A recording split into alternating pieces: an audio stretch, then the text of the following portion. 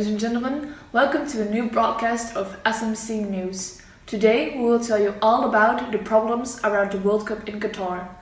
The 2022 FIFA World Cup is scheduled to be the 22nd edition of the World Cup. It is scheduled to take place in Qatar in 2022.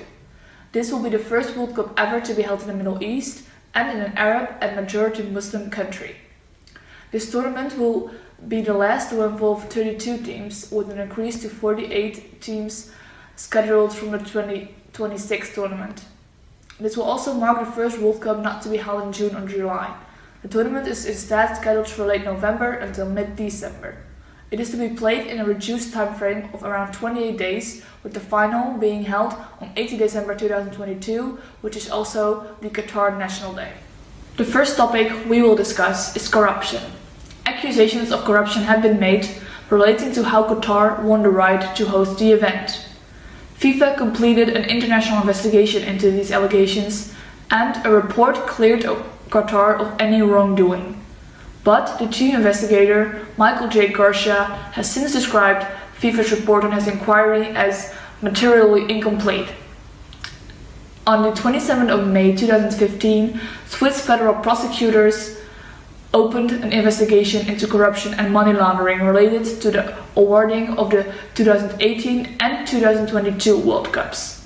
On the 7th of June 2015, it was announced that Qatar would possibly no longer be eligible to host the event, if evidence of bribery was proven.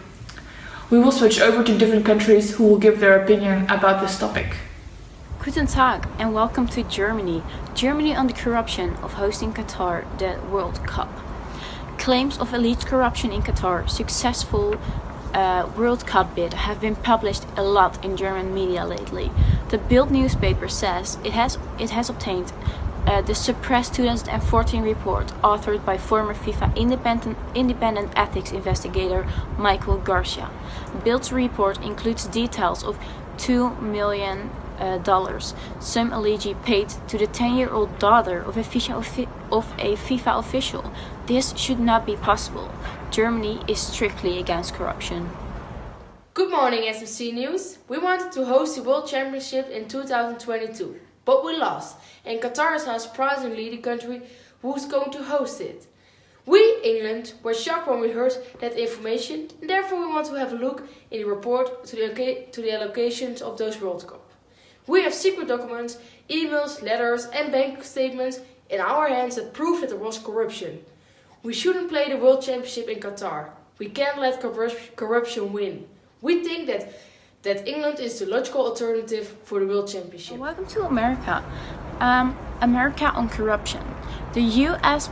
Criminal proceedings headed to the Department of Justice said their investigation includes the vote as has the Swiss Attorney General Michael Lauber, whose office said last February it was examining 152 reports of suspicious financial activity relating to the process.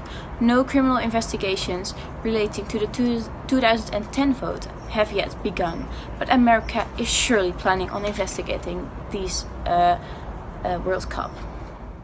Good evening here in Australia. We wanted to host the World Championship in 2022, but we got defeated. We did a bid for €30 million, but that wasn't enough. We want our money back if the World Championship is still being played in Qatar, because there is proof that there was corruption, and we, Australia, are against corruption. If Qatar is being disqualified, we want to organize the final here in Melbourne. Welcome to France.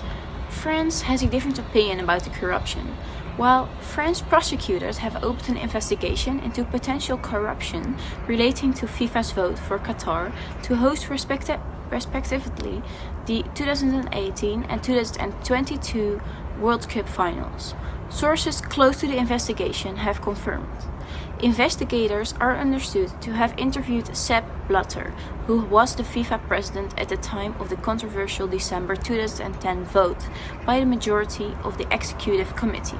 Michael Platini, the former UEFA president, whose decision to cast his vote for Qatar was crucial to the Gulf state winning a majority vote, has not been interviewed, the sources said. The opening of the investigation by Parquet National Financier which is responsible for law enforcement against serious financial crime, means there are now criminal investigations in at least 3 countries in the World Cup vote. France is against this corruption. The next topic we will discuss is about Islamic State. A recently published letter by the Islamic State, the jihadist group that controls chunks of Syria and Iraq, has warned World Soccer body FIFA not to hold the 2022 World Cup in Qatar, and hereby reviving concerns first raised in a FIFA security assessment, warning 2 weeks before it was awarded the tournament that there could be a high risk of terrorist attacks. The letter suggested that soccer would be banned in areas controlled by the group because it constituted a deviation from Islam. The letter further indicated that conservative, energy-rich Gulf states were on the target list of the Islamic State. We will switch over to hear the opinion of different countries. Welcome to Germany again. Now, Germany on the Islamic State.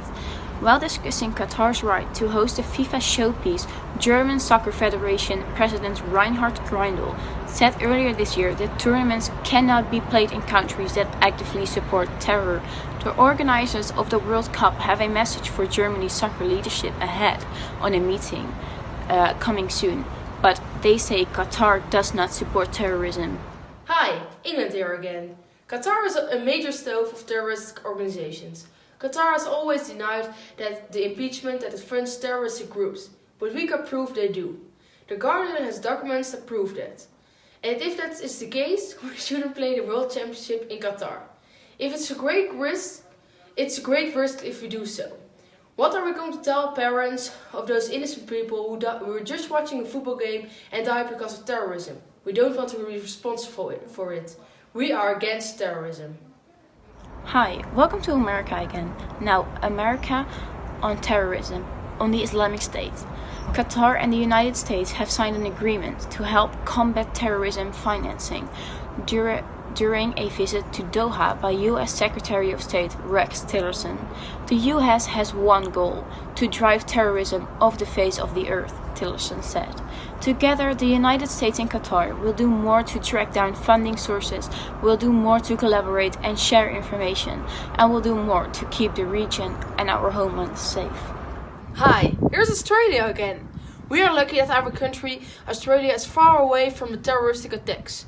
In our country, we don't have any problems with terroristic organizations or terroristic attacks. However, the situation in Qatar is different. And normally, people are going to visit the country that will be hosting the World Championship. If the Aussies are planning to go to Qatar to visit and watch the World Cup win, we aren't happy with that. We don't want our people to feel scared and worried about the possibility they will be part of a terroristic attack. We, as Australia, are against terrorism. Hi, and welcome to France again. Good morning. Now, France on the Islamic State. France accused Qatar of supporting terrorist groups, but their allegations largely focus on the Muslim Brotherhood, a group blacklisted by them, but not by the United Nations or Western governments. Hosting World Cup 2022 should not be tainted by support of extremist individuals and or terrorist figures. Review of Qatar's policies is a must. Qatar's hosting the World Cup of 2022 should include a eradication of policies supporting extremism and terrorism. Since Paris has been a victim, the whole of France has been a victim. Many of the inhabitants will have doubts to visit the World Cup in 2022, while this should not be possible. The last topic we will discuss is about the working conditions. Qatar has faced strong criticism due to the treatment of foreign workers involved in preparation for the World Cup, with Amnesty International referring to forced labor and stating that workers have been suffering human rights abuses, despite worker welfare standards being drafted in 2014. The issue of migrant workers' rights has also attracted the attention, with an investigation by the Guardian newspaper claiming that many workers are denied food and water, have their identity papers taken away from them, and that they are not paid on time or paid at all, making some of them in effect slaves. The Guardian has estimated that up to 40,000 workers may die due to the lack of safety and other causes by the time the competition is held. These claims are based upon the fact that 522 Nepalese workers and over 700 Indian workers have died since 2010, when Qatar's bid as World Cup host has won. We will switch over to different countries to hear their opinion. Hi, welcome to Germany. Now Germany on the working conditions.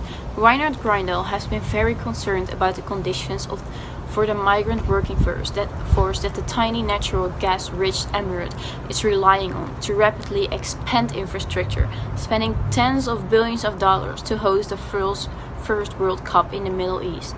Qatar has been buyed by the United Nations Labour Agency, ending a potential investigation after looking into whether the nation was observing the Forced Labour Convention. The ILO still plans to monitor Qatar's progress in the ending of the kafala sponsorship system, which binds workers to their employers and ensuring the end of the exploitative practices. Qatar responds to this with, "Progress has already been made." Al-Tawadi says these words. He says, "The journey has not ended, there is still more to be done, and we are committed towards that. We are welcoming anybody that has any constructive criticism and will assist us in that journey." Yeah. Hi SMC News, here's England again. The working conditions in Qatar are terrible. The best word to describe those conditions is inhuman. The workers in Qatar aren't workers, they are slaves. They have to work 18 hours a day in the burning sun to build a stadium. And how much money do they get? Only £2 per day. England wants to stop this. The only way we can solve this terrible situation is by stopping Qatar to host the World Cup. Hi, welcome to America. Now, America on working conditions. A newly released report by the Saudi Arabian Public Relations Affairs Committee sheds new light on why the authorities ought to reconsider allowing Qatar to host the World Cup. The first issue is linked to human rights violations. Qatar has been ranked in the top 5 countries in the world when it comes to prevalence of modern-day slavery. According to the Global Slavery Index 2016 by the Walk Free Foundation, according to Gulf Businesses, Qatar's construction sector has been the dominant form of slavery, reflecting on the demand of cheap labor to build infrastructure relating to the 2022 FIFA World Cup and the country's national vision of 2030. Hi SMC News, back in Australia again. The working conditions in Qatar are the worst.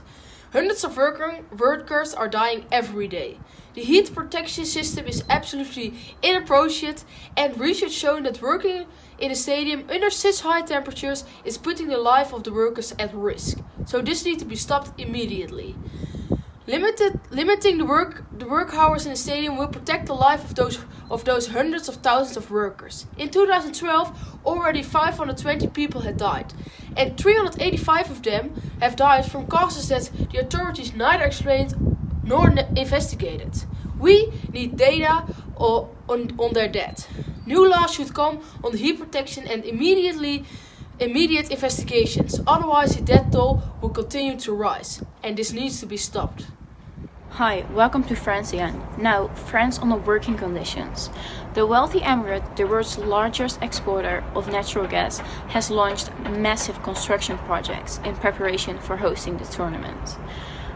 They have triggered a huge influx of migrant labor that has been seen the population surge to 2.4 million, but also raised criticism of working and living conditions for the 90% of them who are foreigners. France thinks this should not be possible.